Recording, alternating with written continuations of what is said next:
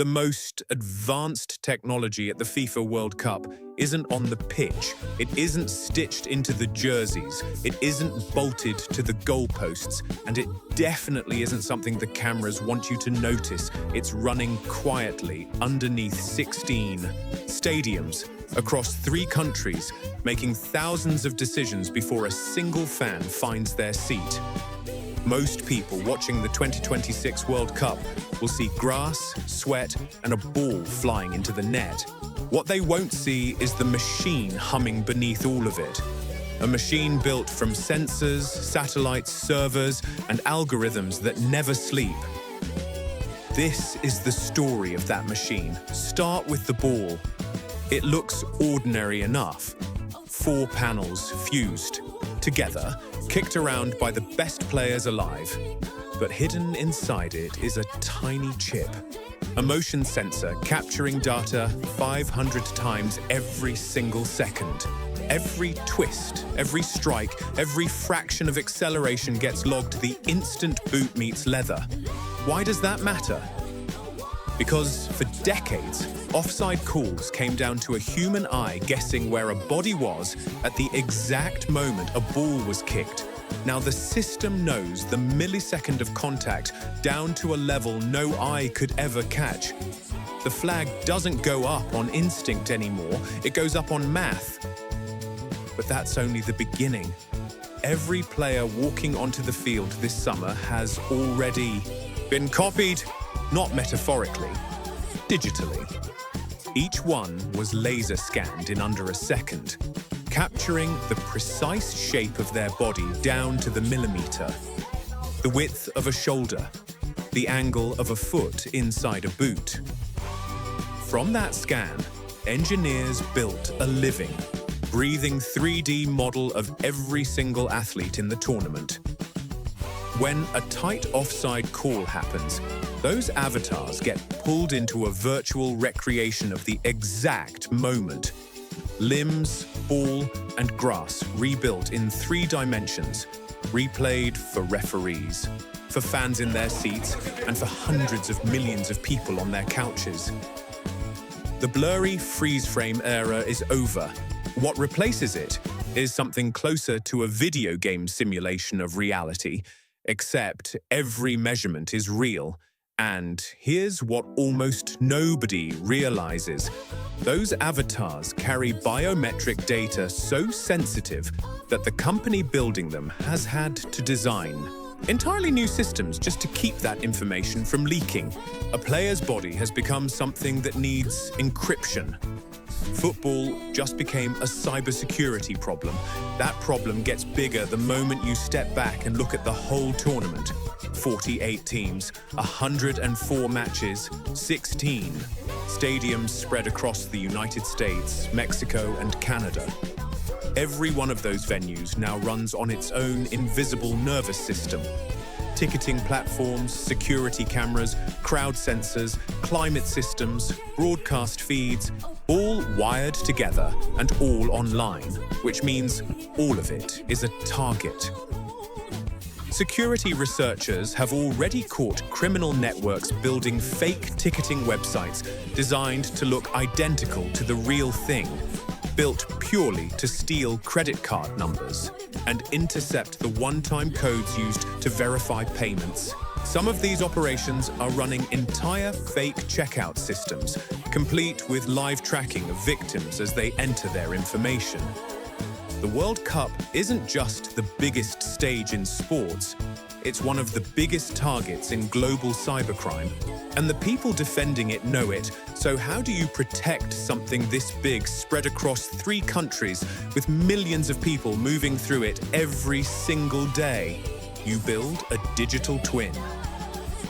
Engineers have created exact virtual replicas of every single stadium, full 3D simulations down to the gate, the staircase, the concession stand.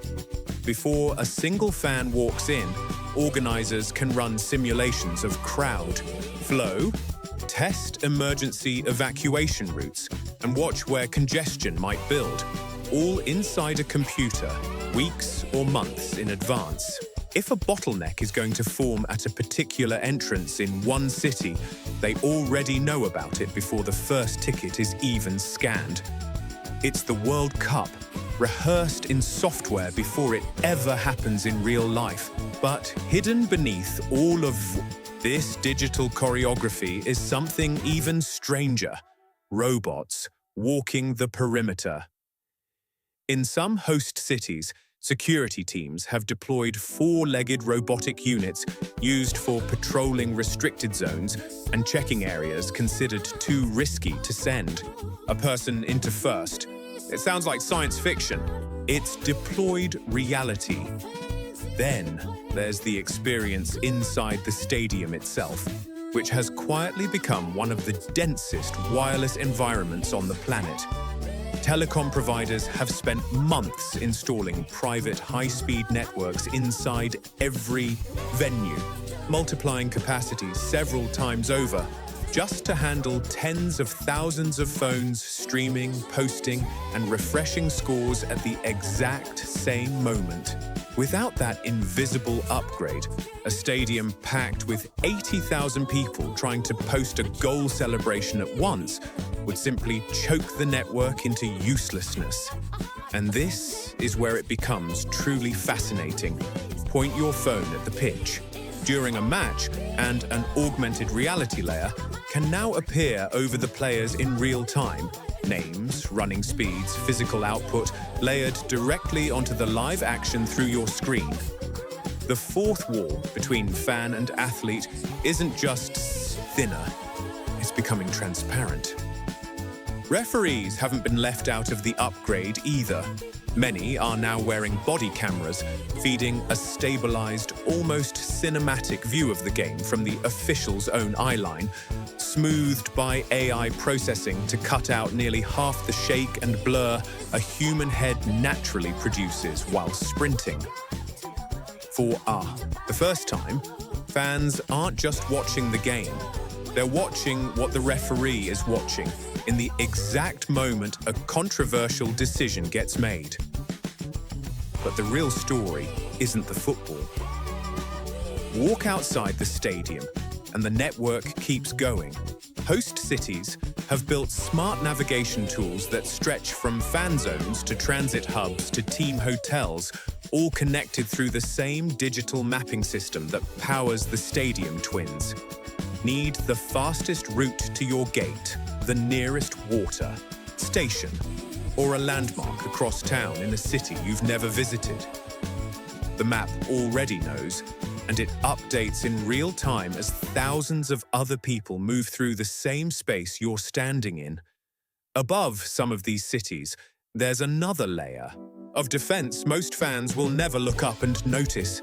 Counter-drone systems, complete with radar detection, have been positioned to track unauthorized aircraft near venues because a stadium holding 80,000 people is also, by definition, one of the most sensitive airspaces on the continent for the length of a single afternoon. Inside the operations rooms, an AI-powered command center is watching all of it at once.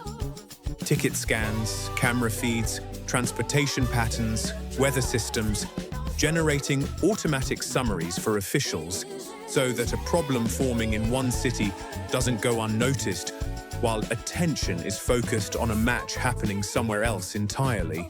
3 countries, 4 time zones, 104 matches, and somehow one unified picture updated continuously, sitting on a screen in front of a handful of people whose entire job is to make sure nothing goes wrong in public. And this is where it becomes truly fascinating. Even getting into the stadium has been quietly rebuilt. Paper tickets are essentially extinct.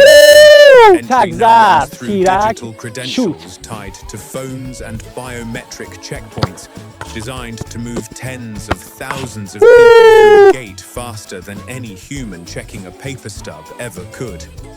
Cash has mostly disappeared too, replaced by contactless payment systems built to keep concession lines moving even when every single fan is buying food during the same 15-minute halftime window. It's the data, Every match now produces thousands of measurable data points, positioning, speed, fatigue patterns, tactical shifts, passing tendencies, feeding into AI systems built specifically to help coaching staff understand what's happening in real time and prepare for what's coming next. A debutant nation stepping onto this stage for the first time now has access to the same depth of analysis as a football powerhouse that's been here a dozen times before. The playing field, in a very literal sense, has been leveled by software. Then, engineers solved a problem nobody saw coming. How do you keep grass alive, healthy, and consistent inside a domed American football stadium never designed to grow anything? The answer involved precision irrigation, environmental monitoring, and turf systems engineered to behave exactly like natural pitches thousands of miles away, regardless of climate, regardless of roof. Even the air inside these buildings is being managed. Climate systems are tuned venue by venue, balancing player safety against energy efficiency, while sustainability teams work to offset the staggering power demands of running 16 always-on, fully connected stadiums simultaneously. Step back, far enough, and a pattern starts to emerge. The ball is smart, the players are scanned, the stadiums are virtual twins of themselves before they're even built. The security is run by robots and algorithms. The broadcast is reconstructed in 3D. None of this was true even one World Cup ago. What's really being tested this summer isn't just which nation lifts the trophy, it's whether technology built to serve the world's biggest sporting event can hold. Together at a scale no tournament has ever attempted.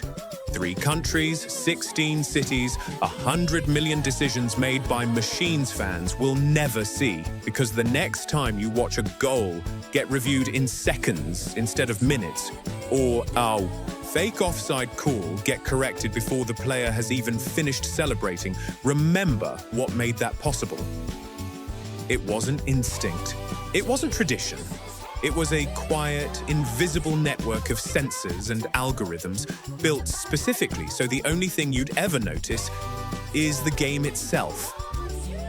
And maybe that's the real revolution. Not that football changed, but that the most sophisticated. Building on the planet this summer isn't a data center, isn't a server farm, isn't a research lab, it's a stadium. And it just happens to have a football match going on inside it.